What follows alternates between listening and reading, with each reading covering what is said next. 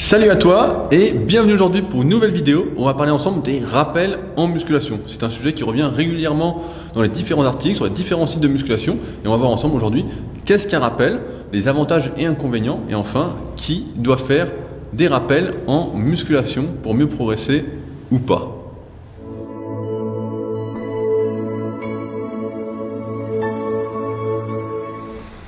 Alors, qu'est-ce qu'un rappel dans un programme de musculation?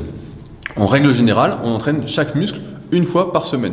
Or, il peut s'avérer, selon son niveau, comme on l'a vu dans l'article, la meilleure façon de débuter sur Superphysique, que cela ne suffise pas pour progresser de manière optimale et de manière rapide, entre guillemets, parce qu'encore une fois, on ne progresse jamais de manière rapide en musculation. Dans ce cas-là, on va effectuer des rappels qui sont en quelque sorte une mini-séance pour un muscle que l'on va souhaiter développer davantage ou un muscle en retard. On va effectuer par exemple un ou deux exercices quelques jours après avoir fait sa séance de base, entre guillemets, pour ce muscle et espérer ainsi progresser plus vite. Alors, on va voir à quoi servent les rappels et on commence par une meilleure récupération. Effectivement, en théorie, lorsque l'on va travailler son muscle avec un ou deux exercices quelques jours après avoir fait sa vraie séance, notamment en série longue, on va chercher à améliorer sa récupération.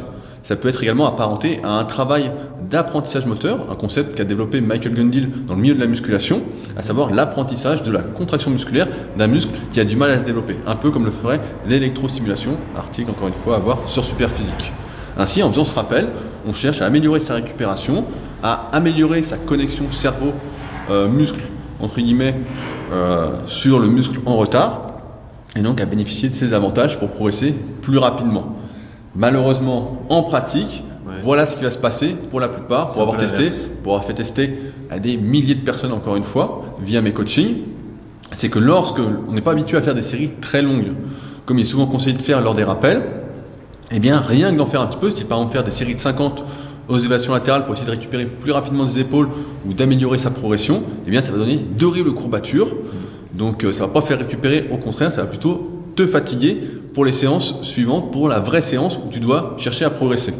Alors bien que ces courbatures vont passer avec le temps, tu en auras beaucoup moins, on a remarqué également que ça laissait une sensation, ces rappels, de muscles fatigués, de muscles qui ne récupéraient pas pour les vraies séances, pour les séances où tu vas progresser. C'est encore une fois une vraie séance, c'est la séance où tu vas chercher à faire mieux que la fois précédente pour gagner plus de muscles, plus de force, car refaire la même séance que la semaine dernière, ça ne sert absolument à rien, mais vraiment à rien du tout. Donc on a remarqué en pratique, malheureusement, que de rajouter du volume d'entraînement quelques jours après par un ou deux exercices, de manière classique ou même de manière en série longue pour que ce soit moins traumatisant, empiétait sur la récupération et permettait non pas de mieux progresser, mais de moins bien récupérer. C'est un peu le même constat avec l'électrostimulation. De faire 3-4 jours plus tard, de bombarder l'électro. En plus, comme ce qu'il y a avec l'électrostimulation, c'est comme ça travaille en priorité les fibres qui sont près des électrodes, donc à la surface du muscle, eh bien, comme on n'a pas l'habitude de les contracter, en général la contraction musculaire contracte d'abord les fibres à l'intérieur, puis ensuite les fibres, ça s'éloigne à mesure qu'on force vers l'extérieur, eh bien on a des courbatures horribles, et donc ça se passe assez mal. Donc là-dessus, j'aimerais envoyer un article, c'est à quelle fréquence faut-il entraîner ses muscles sur Superphysique pour bien déterminer quelle est la bonne fréquence d'entraînement idéale en fonction de chacun. Et également l'article, la meilleure répartition en musculation disponible sur ma chaîne YouTube pour bien comprendre que vous ne pouvez pas faire chaque muscle 2 fois par semaine.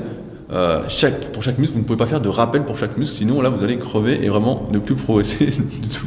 Donc concrètement, que faire? Donc il faut faire un choix déjà. On peut pas faire en fait, il faut comprendre qu'un rappel, c'est une deuxième vraie séance. Voilà, ce que je vous conseille personnellement, c'est de faire une deuxième vraie séance pour le muscle qui est en retard. Au lieu de chercher à faire un ou deux exercices un peu à la fin, brouillon, pour votre muscle en retard ou le muscle que vous souhaitez accentuer, donc vous souhaitez accentuer le développement, c'est de faire une deuxième vraie séance et ça implique de faire des choix, des compromis. De toute façon, la répartition d'entraînement, ce n'est qu'une histoire de compromis, de choix. Tu ne peux pas faire tous les muscles 2 fois par semaine à partir d'un certain niveau, à moins que tu débutes encore une fois, et auquel cas tu peux faire du full body, du half body, etc.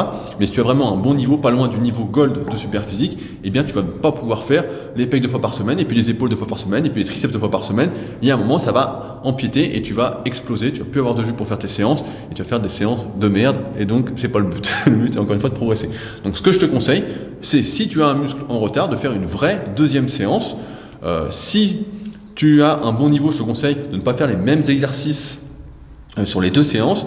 Si tu as un niveau un peu moindre, style du niveau bronze ou silver du club Superphysique, www.clubsuperphysique.org, eh bien tu peux faire les mêmes exercices sur les 2 séances de manière à améliorer votre technique d'exécution sur les exercices que vous faites.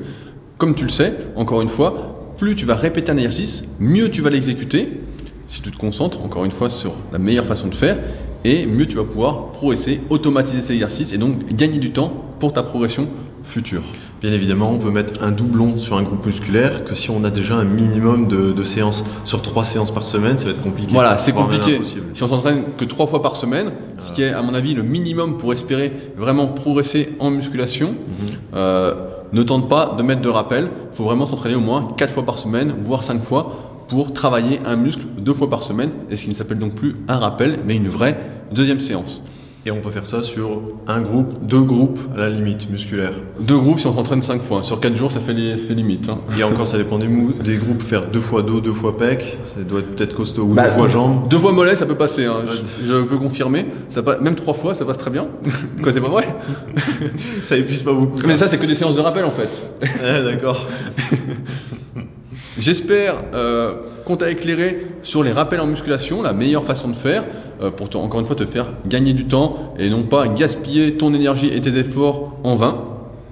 Si la vidéo t'a plu, qu'elle t'a aidé à mieux comprendre comment progresser, n'hésite pas à mettre un pouce bleu, à liker, à mettre un petit commentaire si tu avais des questions également, pour nous encourager à partager avec toi notre passion. Ça nous fait toujours plaisir et ça nous aide à continuer d'avancer tous ensemble. Sur ce, donc c'est un bon entraînement que je te souhaite et surtout, on voit la sauce. Hein. À bientôt. Salut!